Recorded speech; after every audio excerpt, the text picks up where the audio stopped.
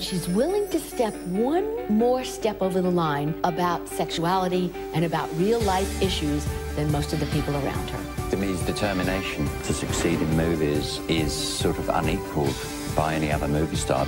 When you're clear on what it is that you're after, then nothing gets in your way. She didn't look like anybody else. She didn't sound like anybody else. She was unique from the outset. There wasn't a bad or dishonest frame on the cutting room floor. When you turn the camera on, she's there.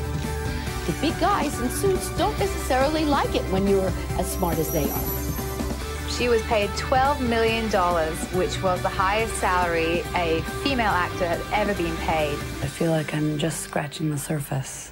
Lately, it's not Demi Moore's career that has been making headlines. It's her tumultuous relationship with Ashton Kutcher. After rumors of his infidelity, their subsequent Twitter war, and Demi's stint in rehab, the couple finally called it quits after 6 years of marriage. But 2 decades ago, Demi was the wife of Bruce Willis and on the verge of becoming Hollywood's it girl, thanks to a little movie called Ghost.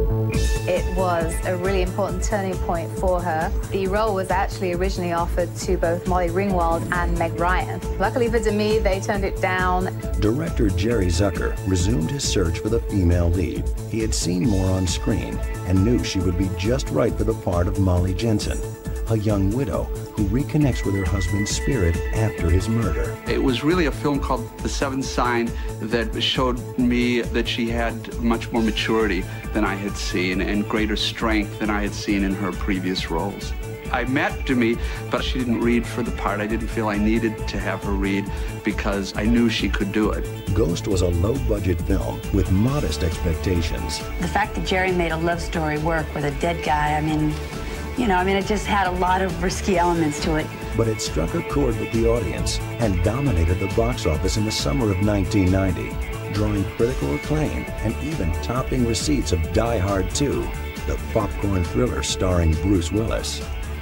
Ghost really catapulted Demi into the A-list stratosphere. It was a financial phenomenon, and it was also like movie of the year in the sense that you couldn't walk around the street if you hadn't seen Ghost. You couldn't talk to anybody. It's hard to imagine that movie working and succeeding the way it did without Demi Moore. I'm just always endlessly grateful to her for being there and making the movie and giving it 100%. Demi Moore's career had hit the stratosphere, and it was just the beginning. It was a combination of breathtaking beauty and relentless determination that catapulted Demi Moore from a trailer park to the top of Hollywood's glittering heap. Born on November 11, 1962, in Roswell, New Mexico, Demetria Jean Gines was named after a brand of shampoo by her heavy-drinking teenage mother, Virginia. It tells us quite a lot about her mother. To name your daughter after a hair product is just kind of maybe a bit bizarre. The family was poor and moved often. Demi learned early to not become too attached to the people around her. They were always transient. They were always moving every 6 months, so when she got used to a certain surroundings, then she'd be moving again. You can tell a lot about Demi as an adult by the way she describes her childhood. Yes, it was unstable. Yes, she had to move a lot, change schools, all the things that you hear kids weep about. But in the end, it seems that it made her stronger. When Demi was 13, her alcoholic father, Danny Gines, walked out, and Demi learned he was not her real father, a fact her mother had failed to reveal. The strange thing was that Demi grew up thinking that Danny Gines was her real father until she found the birth certificate in a drawer, and she realized that Charles Harmon was her real father. And so it's a feeling of betrayal and, mistrust and all those things that go with things that when someone's been lied to. Virginia's work with a magazine distributor took Demi and her half-brother Morgan to a small apartment in Hollywood. Demi's home life became even more chaotic, and her mother's drinking spiraled out of control. What do I wish I knew then that I know now? And I said, I wish that somebody would have just told me that I wasn't really crazy. Demi was 15 when she met a girl from Germany who had moved to Hollywood to become an actress. Natasha Kinski was a neighbor who lived in the same block of flats that Demi and her mother moved into in West Hollywood. She wanted to become an actress, and together they kind of learnt scripts, they ran through scripts, and there was this great bond. I decided I was going to give it my best. Whether it was going to work or not, I didn't know, but I was willing to persevere, to give it all that I could to see if I could do it. With Kinski's encouragement, Demi signed up with a talent agent and got a few bit parts on the daytime soaps. Like so many other aspiring young actresses before her, Demi was driven by ambition to make it in Hollywood. So she took her clothes off. She knew a photographer. He took some very daring pictures, mainly topless, which ended up in We magazine on the front cover and also in the spread inside. Demi decided to quit school and move out on her own, but her chaotic past followed her. Like her parents, Demi began drinking to excess. She started experimenting with drugs. Then, the man she had known as her father committed suicide. The suicide of Demi's father, which happened when she was 17, was just one factor in a quite unstable and quite miserable home life. Demi's drug and alcohol habits led her to the LA nightclub scene, where she met a wild rocker named Freddie Moore. You're in Hollywood and it's so enticing. Yes, Demi definitely got into a bit of the party scene. Within 2 days of going out with each other, Freddie Moore had dumped his wife and Demi had moved in. Freddie and Demi were married a year later, in February 1980. Demi took her husband's name and began making it famous when she landed a regular role on General Hospital. A lot of people look down on soap opera acting, but it is a great school. First of all, soap opera people have to look fantastic.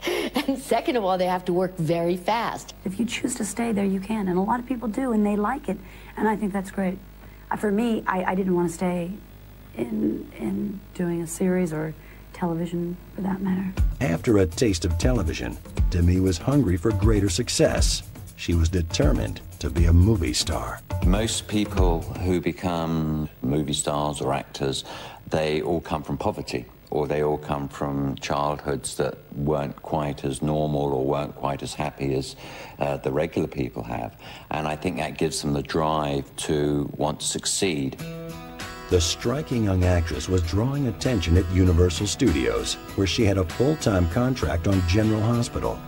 In a story right out of old Hollywood, director Joel Schumacher spotted Demi running down a stairwell and was smitten with her look. He sent an assistant chasing after her to find out if she was an actress. Joel Schumacher's favorite expression comes from this picky. He says, you know, some pigs got it and some pigs don't. And in Demi Moore, he saw one of those people who had it. Schumacher was casting for a coming-of-age drama called St. Elmo's Fire. Demi looked perfect for the part of a coke-addicted wild child. Schumacher had just one question: could Demi Moore act? In 1985, Demi Moore was given the chance to play a beautiful, neurotic young woman in St. Elmo's Fire.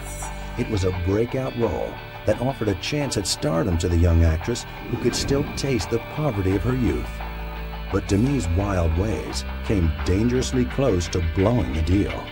Prior to making St. Elmo's Fire, certainly she was a party animal.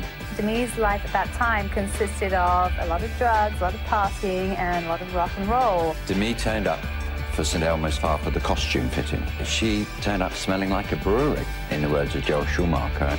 Schumacher threatened to fire Moore, but he felt so strongly that she was right for the film that he gave her a second chance.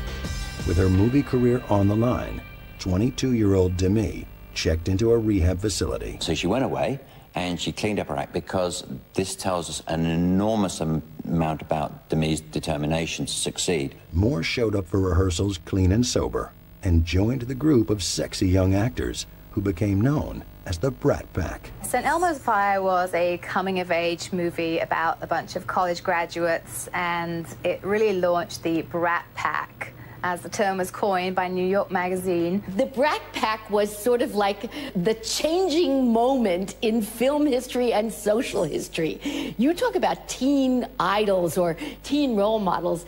The Brat Pack, in the best and the worst way, were role models. During rehearsals for St. Elmo's Fire, Moore met Emilio Estevez, a son from the famous Sheen family. The pair felt an instant attraction. They both were part of the original Brat Pack of the 80s and up from St. Elmo's Fire. So it shouldn't be actually that much of a surprise that they should get together. And I knew them as a couple. I knew them back then. And people talked about the fact that, oh, this was a step up for her to meet Emilio Estevez. But you gotta remember, she was a hot, interesting chick at the time, too. Estevez was a serious actor who didn't like the partying reputation that came with the Brat Pack tag. But Moore had no problem with the publicity she drew as a member of the famous group. I feel really positive. I'm happy to be a part of them.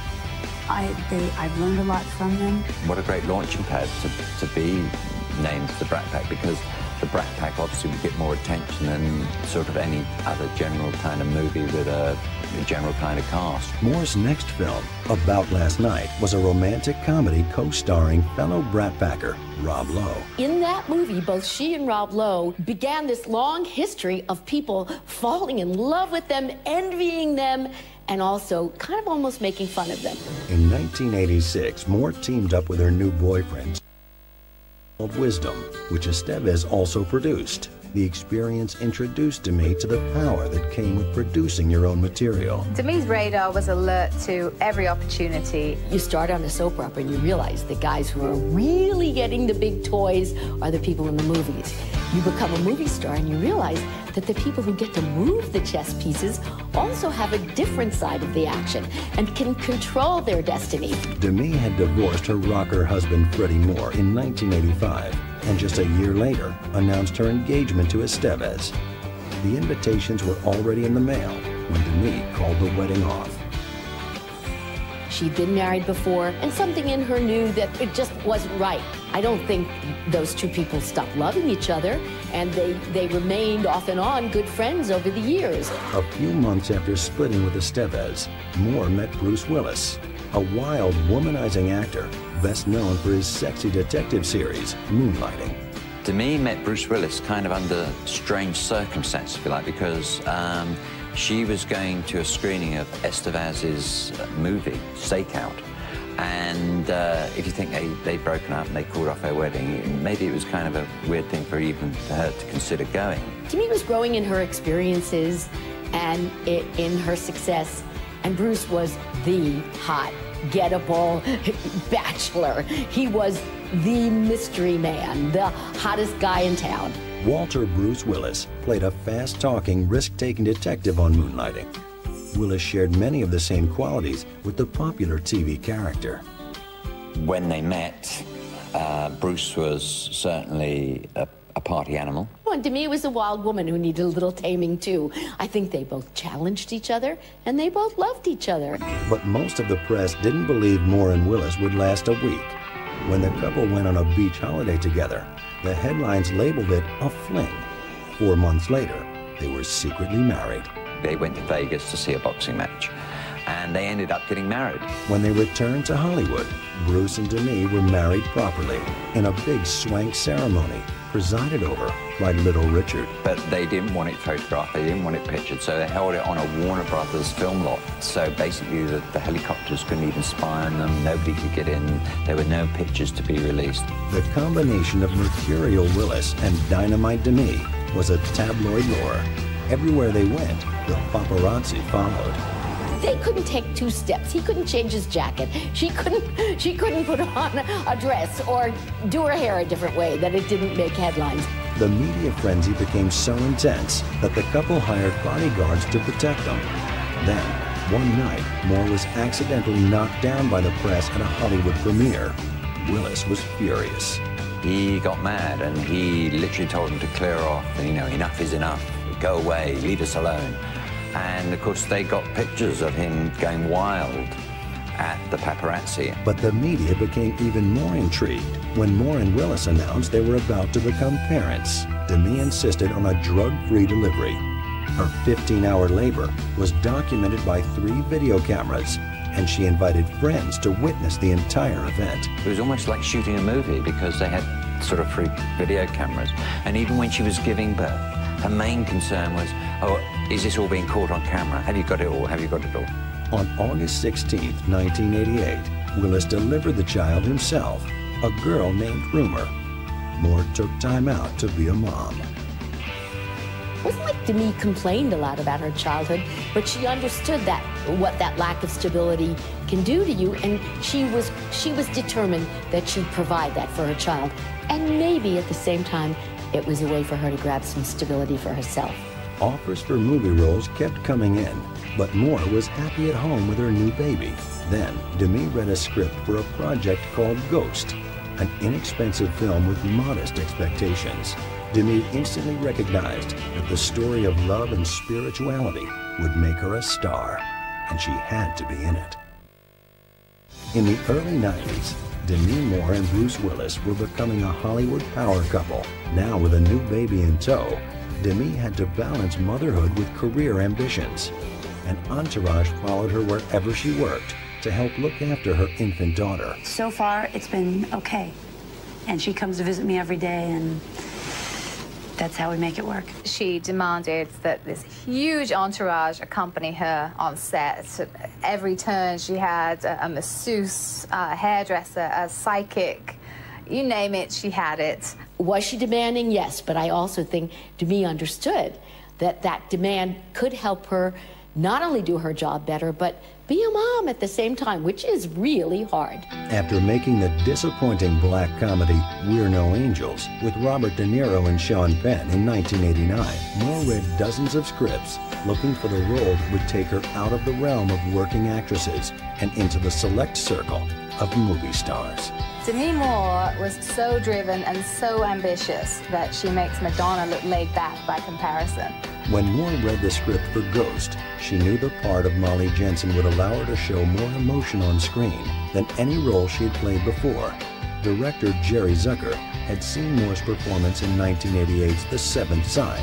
When he found out Moore was interested and available, he stopped his search for Molly. She was this elfin, lovable kind of character that everybody felt for, because Patrick Swayze, who played her husband or the boyfriend, got murdered, and it just kind of told the story of that he was in a good place even though he was dead. Patrick Swayze and Whoopi Goldberg were already cast in the film that was part thriller and part love story. Moore surprised Zucker by showing up for filming with her long brown mane chopped short and a strong opinion about how her character should be portrayed. The role could have become very kind of weak and wimpy, and I had an opportunity to kind of, you know, really bring some strength and some joy into what could have been a very dismal, down and depressing role. Demi has real personality. Sometimes that's difficult, but she's someone to be reckoned with. She fought Jerry Zucker all the way to the cutting room floor, as they say, to get the character a bit more in control, a bit more, you know, a bit more strength. You know, we had our arguments. Demi can be difficult, but she's smart. I mean, Demi is really smart, so I'd much rather deal with a smart, difficult actor than a stupid, difficult actor. Moore had never shed tears on screen before and was nervous about doing the emotional scenes the script called for. She hired an acting coach to teach her how to weep convincingly. Demi Moore is the best crier I have ever met. Demi would give me a little signal that she was ready. It would just come. It would just be there and just at the right moment. Ghost surprised most critics, who were expecting it to be a soppy summer romance. I've never had a situation where critics are coming in telling me what they're going to quote, that they expect it to be the big sleeper hit of the summer, and they expect it to be the one movie that has a chance on blowing away the blockbusters, all the shoot 'em up, kill things. That's exactly what Ghost did, bringing in more money than the movie expected to be the summer blockbuster of 1990, Bruce Willis's Die Hard 2. Ghosts just took off, and you know, it was like having ghost fever everywhere, and the film actually ended up with $217 million box office. She was also nominated for a Golden Globe, so that really validated her in a lot of ways. It was the first time that happened, even though she lost out to Julia Roberts. Ghost was nominated for 4 Oscars, winning 2, Best Script and Best Supporting Actress for Whoopi Goldberg. Demi was on the A-list, and the Willises were now a bona fide Hollywood power couple. I'm very happy. I should be happy. If I wasn't happy, I'd be stupid. Demi and Bruce became the power couple of contemporary Hollywood, following in the tradition of Clark Gable and Carole Lombard, Spencer Tracy and Katharine Hepburn. They had Hollywood cornered, and I can't think of anyone who's ever had that same sort of power, not before them and not since then.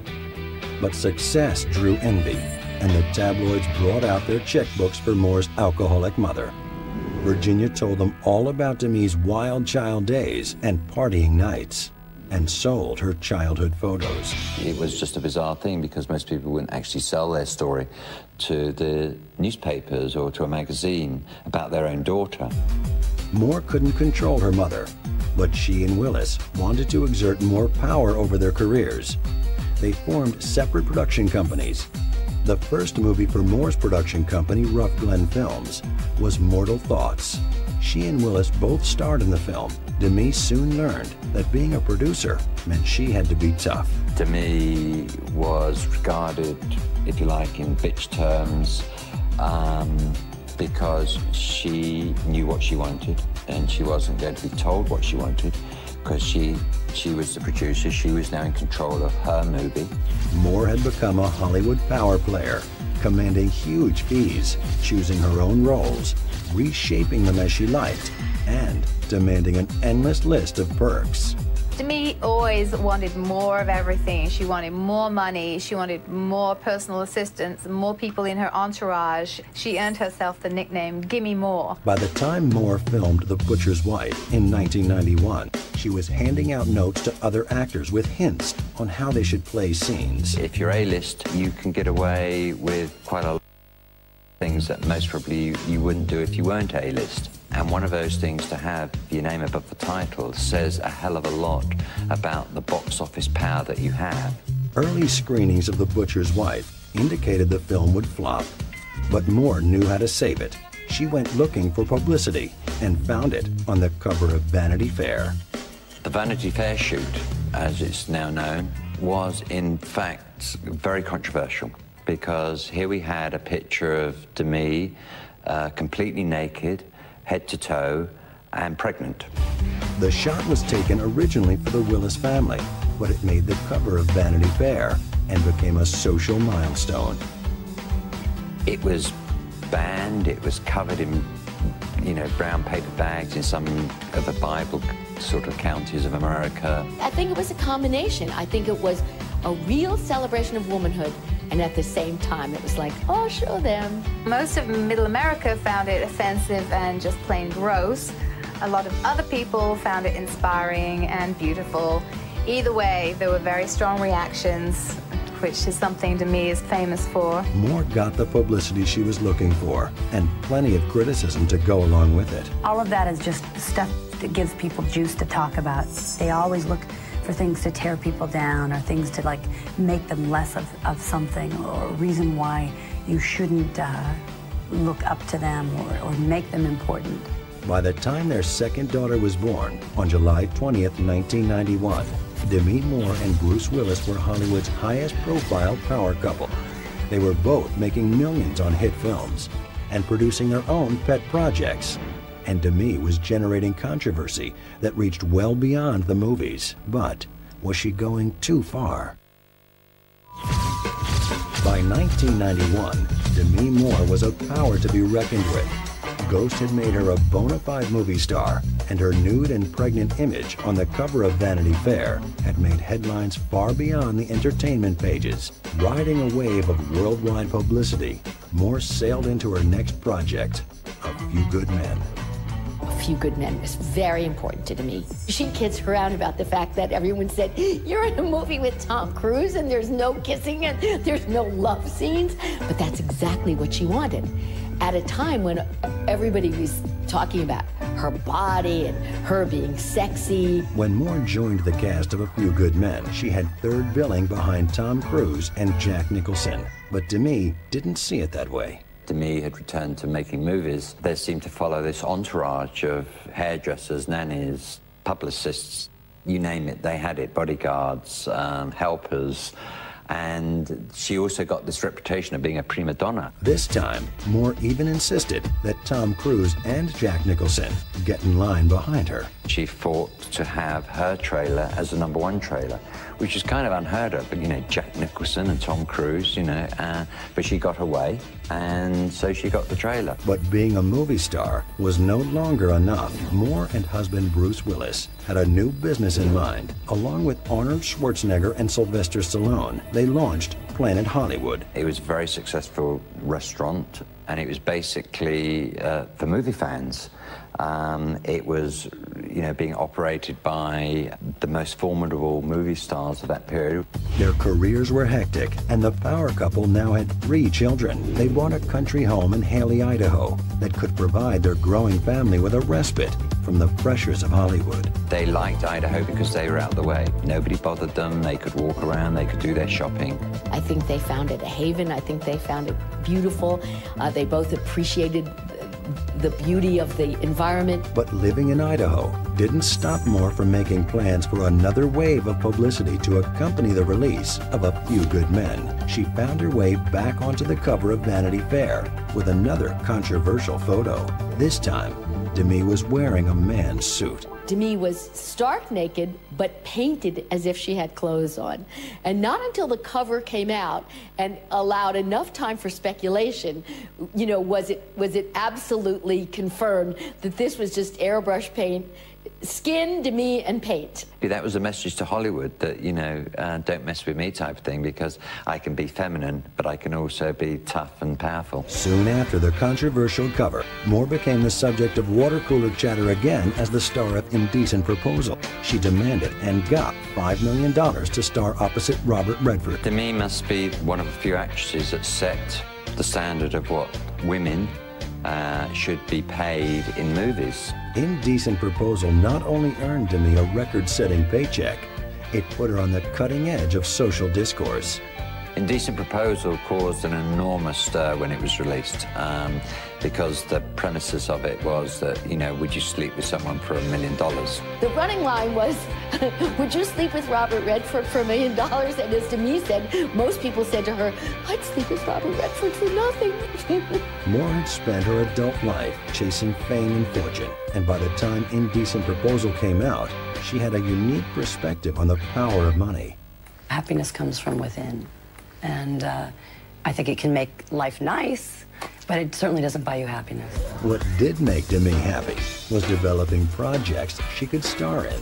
She formed a new production company called Moving Pictures with her best friend Suzanne Todd. They chose a script called Disclosure for their first project. Disclosure was one in a long line of movies about these kind of powerful, psychotic women taking advantage of these hapless male executives who are good, upstanding family men. The cinema-going public would see the character she played in Disclosure as the real Demi Moore. That was, I think, the confusion of why her movies weren't suddenly as successful as her previous movies, because, you know, how many times can we watch Demi playing a sexual predator? Moore was in total control of her career and was willing to take a risk.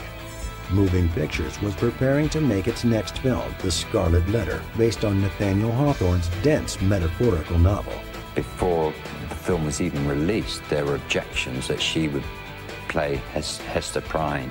It was just unbelievable to some that, you know, anybody would cast Demi Moore. Demi Moore, you know, is a sexual predator. Moore could make any film she wanted, cast all the roles, and even change the ending. But her decisions weren't always the right ones. It had a huge flaw, which was that they completely changed the ending, which made it way less believable. And Demi is not perhaps quite the right actress for that sort of role. She had a very high profile. It was easy to make fun of her in a classic costume. It was easy to make fun of the whole notion of Scarlet Letter, and people were pretty mean about it. The Scarlet Letter was an embarrassing shock for Demi's production company. It had cost $50 million to make, but earned only $10 million at the box office. You put months and months of your life into a film. You put all of your emotion and all of your effort. You leave your kids to do a movie, and then people laugh at you. That is not a good feeling for anyone.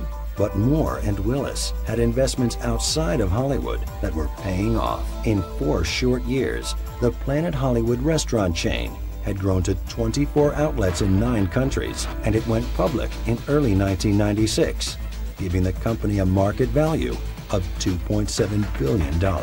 Every couple hours, we like to open another one. Moore continued to produce while taking on acting roles in big-budget films. By now, she was the highest-paid actress in history. She earned $7 million to star in The Juror opposite Alec Baldwin. The film grossed $45 million in theaters. You get what the producers think you're worth.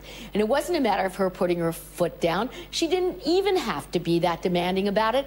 They wanted her badly enough, and they were willing to pay what she could earn them. Money aside, Moore claimed she was choosing roles her family would be proud of. I don't think that I would choose anything that I would ever feel embarrassed for them to see. But after The Juror, Moore chose a role that most mothers would avoid. Striptease was the story of a stripper. The script called for Demi to do a pole dance. For $12 million, she signed on. No actress before had been paid $12 million. And that actually changed how actresses got paid. You may wonder why she strips off at any given opportunity. She's appeared naked in 6 movies. She's been naked on the cover of Vanity Fair twice. She's been naked in European magazines. It's all an attempt to prove to herself that she's comfortable with her body. Moore's 7-year-old daughter, Rumer, co-starred in the film, playing the daughter of Demi's stripper character. If I did something that I was ashamed of, or that I didn't really want to do, then I think that would be something that I would never want them to find. But I'm not doing anything like that. Unfortunately, the movie was utterly horrible, and it did really badly at the box office. That was really the turning point in her career, where she started to go into this downward spiral. Striptease bombed at the box office. It pulled in barely $30 million, and Moore's fee chewed up a staggering $12 million of the profits. Many called it Demi's downfall. That's, you know, the nature of the beast. I think that there comes a certain point where you rise to a certain level, and I don't know if it's an American thing or not, where people want to tear you down. Striptease was just a movie that was not accepted by the general public. And I think the people had just had enough of Demi Moore taking off her clothes, being a sexual predator. She left the sweetness and the vulnerability that she had in Ghost. And so I always felt that that choice, which was her choice, was part of what led to a turn in her career. Moore was under fire in her personal life, too. The Willises were constantly the subject of tabloid rumors of infidelity and the breakdown of their marriage. Demi was certainly putting on her own show, you know, like dancing topless at a New York bar, and she was meant to have had a liaison with Leonardo DiCaprio, and there were other, you know, sort of party animal things going on. Bruce, what he was up to, he was playing around, and that was also, you know, they seemed to be living separate lives. With her marriage on the rocks, Moore threw herself into her work. Her next project was 1997's G.I. Jane. This followed Striptease, and by that time, I think the public had given up on Demi Moore, and so the fact that the audiences didn't go to see G.I. Jane most probably was a backlash from Striptease. The film had all the right ingredients, but the critics' knives were out for Moore. The critics were not kind to G.I. Jane, but neither was the audience. It might have been ahead of its time. Who knows how these things happen? When the audience really wants to go see a movie, they go. There was also more bad news on Demi's home front. Moore had long been estranged from her mother, Virginia, who had jealously sold Demi's story and even childhood photos to the tabloids. Now, her mother was dying of cancer, and Moore went to her side in New Mexico. But she went there and looked after her mother in the last, I think it was the last 3 months of her life. And Bruce also went up to support her. But the strain on Moore and Willis was too much. And on June 24th, 1998, their publicist announced the couple's separation. The end of the marriage was most probably put on hold because of Virginia, you know, on her deathbed. 8 days later, Virginia died. I think it was very tough for her when her mother died. She was trying to be a good daughter, trying to repair a relationship. You can't go back to childhood. You can't make up for all the things that either one of them didn't do right. Moore responded to the loss of her mother and the end of her marriage by retreating from Hollywood. Some thought she was running away because her career had tanked and her marriage had broken up. Those were definitely factors, but she had also decided to dedicate herself to raising her 3 daughters. Moore took her children to their home in Haley, Idaho. She was determined to bring them up far away from the harsh glare of public life. She grew up not having kind of a family life, always moving about, always being transient, having, you know, a mother who was an alcoholic. And so she wanted to give her children what she probably never had. She spent 8 years there being a mom and not exercising and eating healthily, and she rediscovered herself as a mother. She rediscovered her body, her sanity probably, and she re-emerged a much more centered and perhaps less selfish person. Demi Moore had broken barriers in the film world, in her choice of movie roles, and in the millions she could command for her performances. But in 1998, she walked away. No one could predict that 6 years later, she would find herself back in Hollywood in a relationship with a hunky TV star 15 years her junior.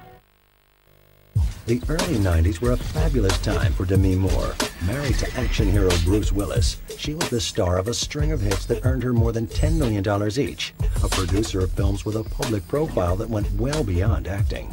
But by 1998, her marriage was over. Bad choices had hurt her film career, and she had run away from the world she'd worked so hard to conquer. It was a time of figuring out and maturing for herself, finding some new spiritual guidance, finding some new ways to approach life. And she's never been shy. Demi's never been shy about the fact that she's a seeker of answers, a seeker of how do we live life, what's it all about. And I think that she gave herself some time to kind of catch up with that. This was a grand opportunity in a way to actually become a mum and forget about Hollywood, and until it was ready to say, come back, Demi, we've got this great role. In 1999, the international entertainment empire Planet Hollywood filed for bankruptcy. Nearly 100 of the company's locations have since closed. They've been bankrupt twice. Demi only had a small stake in the business, but it's still a little bit embarrassing. And yet, there were some bright spots. Moore's production company, Moving Pictures, was doing very well with Mike Myers' hit spy spoof franchise, Austin Powers. The Austin Powers movies were actually very, very successful. You know, tremendous blockbusters. So from kind of being an actress, she went to kind of being a top-rated movie producer. Then, one day in 2002, Demi got an offer to take a role in a sequel to the highly successful Charlie's Angels movie. Drew Barrymore came to her amazing part in Charlie's Angels. It was written specifically for Demi and persuaded her to come out of her semi-retirement. Moore's daughters begged her to take the role of a fallen angel. In a triumphant comeback, Demi ran across a beach in a bikini. The big mystery was, how's Demi gonna look in a bikini? And she looked amazing. The movie was a smash hit. Demi was back after this movie, and back in a way that most actresses past 30 don't get to be, back on her own terms. Moore moved her family back to Hollywood. Back on the social scene, Demi went out for dinner one night and met Ashton Kutcher, a TV star 15 years her junior. Ashton Kutcher's that guy from the 70s show. Ashton Kutcher's that guy from Punk'd. He, like Demi, is goofy and funny and full of life, but also very deep, a person who quests after the answers for life, a person very devoted to family, and I think both of them surprised each other when they met. From what Ashton has described to me, there was both an enormous amount of chemistry and an enormous amount of comfort, almost like this is who I'm supposed to be with. But when Ashton popped the question, Demi had her doubts. Well, he asked me to marry him on April Fool's Day. I wasn't quite sure if that was real or not, but that was, so it didn't turn out to be a joke, though. The tabloids swore it wouldn't last, but in 2005, Moore and Kutcher were married in a Kabbalah ceremony at their home in Los Angeles. Demi was involved in Kabbalah first, and it was a series of spiritual explorations that she's had over the years. Moore's ex, Bruce Willis, was one of the guests at the wedding. Bruce Willis was there, which sounds kind of weird, but it was very important to Demi and Bruce that they always presented a united front to their kids. Moore's personal life was back on track, and she was working to get her career geared up again, too. In 2006, she starred in Bobby, a drama about the death of Bobby Kennedy, written and directed by her old boyfriend, Emilio Estevez. Demi and Emilio kept a friendship through the years. They knew each other when they were young. There was a big bond there. Emilio was the one that put her back on the map in terms of being a serious actress. So we hope to see more from her in that vein, and less in the head-shaving, like psycho stripper vein. The film featured a long list of prominent actors in small roles. Moore shared the screen with another tough cookie, Sharon Stone. It was like throwing these two tigresses in a cage and locking it and running away because we didn't know what was going to happen. And to work with Demi was so great. To have this opportunity to work with a woman, it was just so great to share the real issues of women in our generation. It could have been very difficult or awkward or power things that I feel like Sharon and I each just showed up more kind of down and dirty, rolling the sleeves up, saying, what can we do? How do we make this honest? But Demi's career is a distant second to the life she has built with Kutcher. The couple are happy bringing up her 3 daughters and sharing the experience with Willis. People go crazy when they talk about the fact that they vacation together, they're still friends, their priority is their daughters, they're not afraid to be seen together. It's kind of so ideal that people don't want to believe it. They're very functionally dysfunctional. Like Bruce, Demi, Ashton, the kids, they hang out together, they go to ball games, they go on vacation. With the help of her new husband, Moore got back into the movies in 2007, starring in Mr. Brooks with Kevin Costner.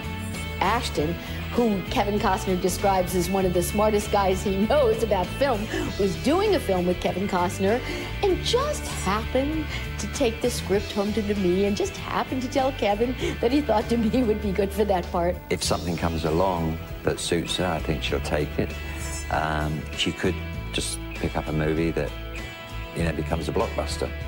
Over the next couple of years, Demi played everything from a 60s jewelry heist accomplice in Flawless to the perfect suburban wife in The Joneses. The intelligence is still there, the acting ability is still there, the beauty is still there, and I think the range is still there. It's just a matter of what she chooses to do. In 2008, for the first time in her career, Demi chose to go behind the camera for her directorial debut. Directing her short film Street, starring daughter Rumor, proved to be an enlightening experience. You are in the position of director versus actor, you really recognize so much more of the work that has to go into, for an actor just to show up and be prepared to do your scene. And so I think that's really one of the greatest gifts. Taking on the challenge of directing was fulfilling for Demi, but it's the opposite. Alive, and I think without question, that is when I am giving and when I am being of service. And whether that's one-on-one or within a group. The best way that we can give to ourselves is by giving to others, and by doing so, it also removes the separation between us. Whether it was giving back, practicing Kabbalah, or parenting her daughters, Demi and Ashton always presented a united front until October of 2010, when the couple should have been celebrating their 6th wedding anniversary. Rumors swirled that Ashton had been unfaithful, not once, but twice. Rather than make official comments regarding the alleged affairs, both Demi and Ashton took to their Twitter accounts. Demi tweeted, "When we are offended at any man's fault, turn to yourself and study your own failings. Then you will forget your anger." And Kutcher posted a link to Public Enemy's song Don't Believe the Hype, and later tweeted, "When you assume to know that which you know nothing of, you make an ass out of you and me." Demi's attempt to put drama behind her and focus on work in 2011 proved difficult. After launching the Real Men Don't Buy Girls celebrity campaign to educate people about child sex slavery, Demi posted a semi-nude photo of herself with the cryptic tweet, "Remember, you've got your own back." Some saw the comment as another response to Ashton's rumored infidelity. Demi closed out the year with 3 projects: Margin Call, Another Happy Day, and the anthology film 5, which Demi co-directed for Lifetime. Although 2011 ended on a professional high note, Demi's personal life was at an all-time low. In a statement to the Associated Press in November, Demi announced, "It is with great sadness and a heavy heart that I have decided to end my 6-year marriage to Ashton." Her announcement put the tabloids on Demi watch. First, reports about her noticeably gaunt appearance were everywhere. Then a couple of months later, the story broke that Demi was hospitalized for alleged substance abuse. As a result of her hospitalization, she dropped out of the Linda Lovelace biopic Lovelace and entered Utah's Cirque Lodge Rehabilitation Center for exhaustion. It really comes from a desire and a willingness to make the effort, and it's and taking things as they come, and I think, you know, the more we're willing to give, the more that we can find balance.